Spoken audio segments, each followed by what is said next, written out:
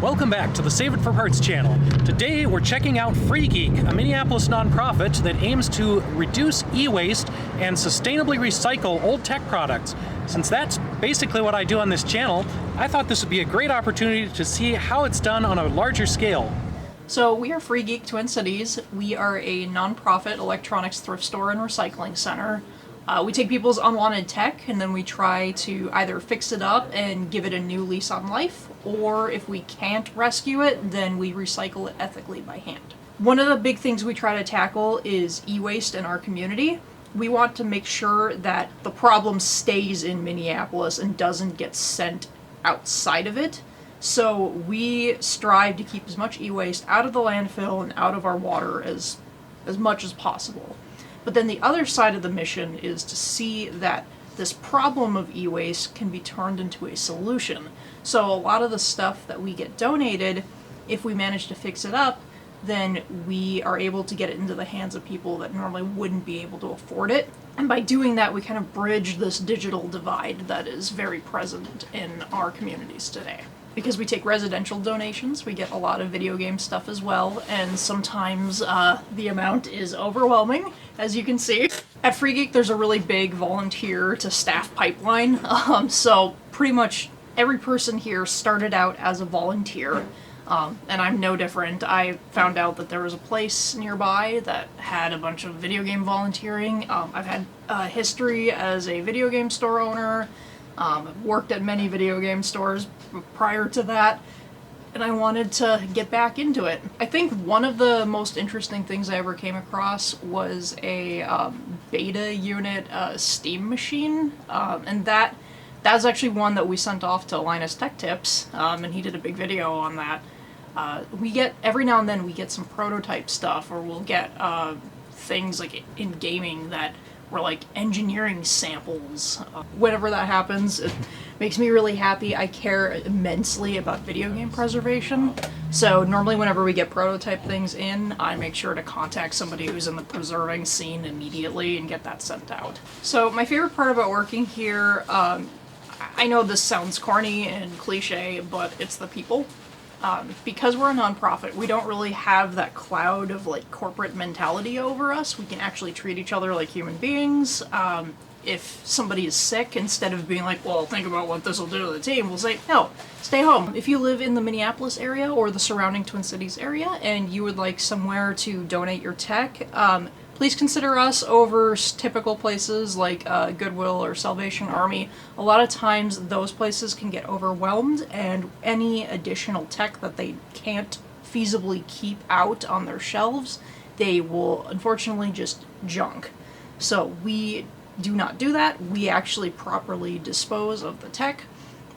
So if you would like somewhere to donate your things where you know that it will have a fitting end, please consider shopping with us and donating with us.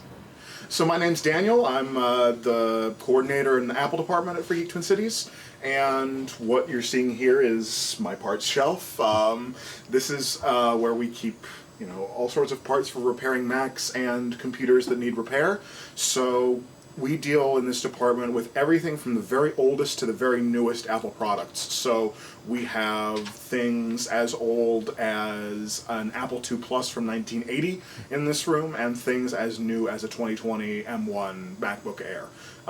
That's about the range that we've gotten, at least while I've been here. But we do our best to save and restore everything that we possibly can. Our main priority is, of course, getting modern daily driver class kind of Macs into the hands of people who need them, but we're also very heavy on historical preservation. So all of these beige machines up here that are waiting for someone to come along and do some repair work on them, we're very passionate about those in this department.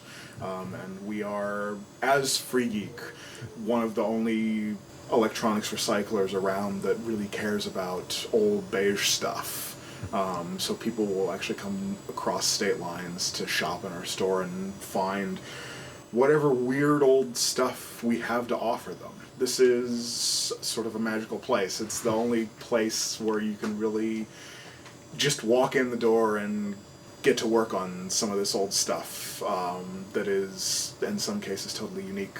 The most interesting thing that I've come across this week, an Apple II GS that has some pretty special expansion cards in it. So if you open this guy up, pretty stacked out with cards.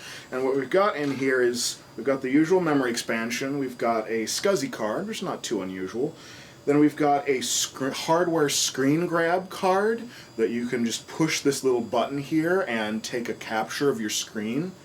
And then this here is a PC compatibility card, basically an IBM PC XT on a card that you just pop into your Apple II GS here, and you can run PC software on it. And some of these are cards that I didn't know existed until I opened this up and started Googling things. So my name is Andrew, and I manage the retro department at FreeGeek Twin Cities. And generally, retro is roughly anything more than 20 years old. There's a little bit of fuzziness in that, but the older the better. My favorite part is working with the volunteers who come back here, because a lot of them worked in the industry back in the 90s. Some of them worked in the industry in the 80s. And they have all great stories about what it used to be like to program these things, what it used to be like to fix them. What's the most interesting piece of tech or item you've come across? That's a very difficult question for this area. I would say, at least right now, we've got 3 pretty interesting systems back here. They're all S100 systems.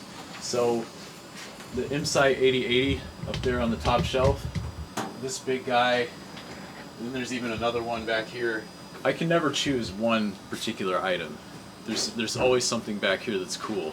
This place is probably the only place in the world where you can get the experience of being a volunteer and working on systems like this, where there's no pressure at all. You don't have to buy it, you don't have to take it home. It can be in your life for the time that you're here, and it doesn't take up space at your house.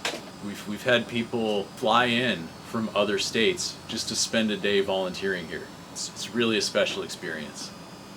This is the recycling room. This is kind of like the beating heart of our mission. So whenever we get stuff that unfortunately does not make the cut, it ends up here. And a lot of times what we do is we will dismantle things by hand because we want to try and salvage as much as we can inside. So we'll take steel, brass, aluminum, copper, we'll take low-grade circuit boards, we'll take high-grade circuit boards. We have a category for a whole bunch of different aspects of recycling.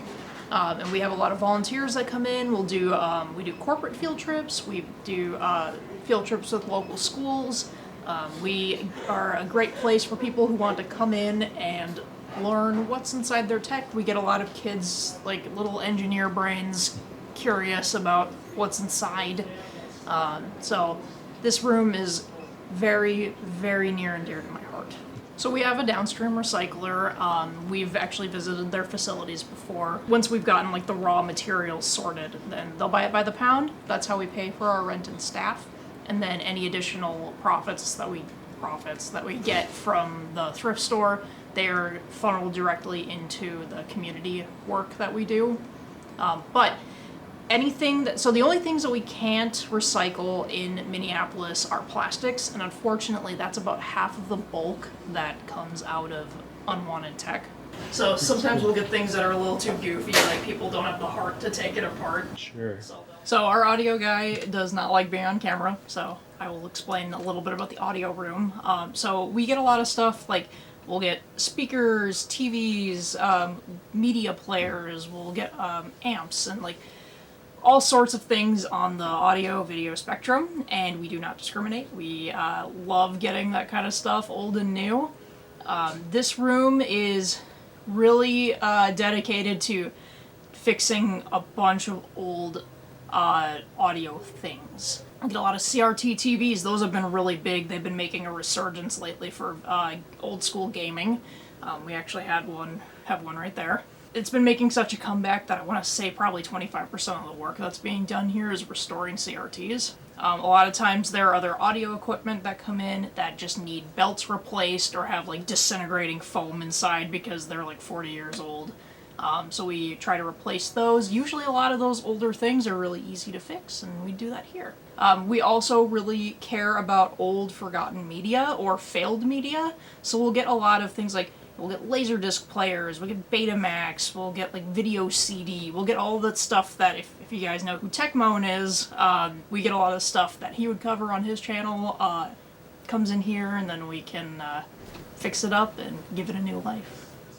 I'm Alex, and I'm the Assistant Modern Build Lab Manager. I mostly supervise volunteers, but I also test hardware, and I make sure that our data security policy is covered.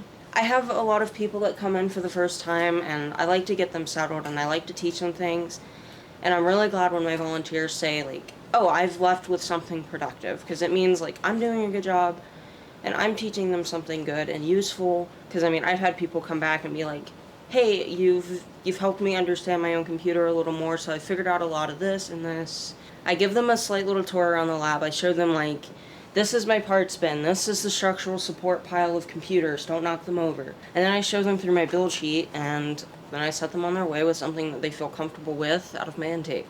Honestly, I think our weirdest piece would have to be a lime green transparent power supply. At least in my terms working here. But this is probably our newest piece. Too bad it's got one artifact engram chip, so it's in the to fix bin.